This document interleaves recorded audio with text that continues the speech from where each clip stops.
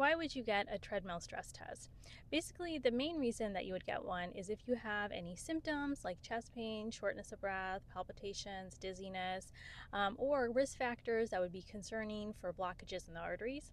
And so when you get the treadmill stress test, you're exercising on a treadmill and you're hooked up to an EKG machine. And when you exercise, your heart has to work harder.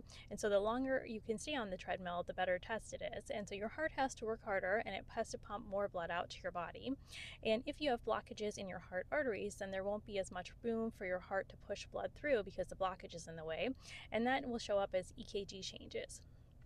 Now, the treadmill stress test by itself without any imaging is in the 70 to 80% range accurate, depending on how long you go on it, and how good of a test it is.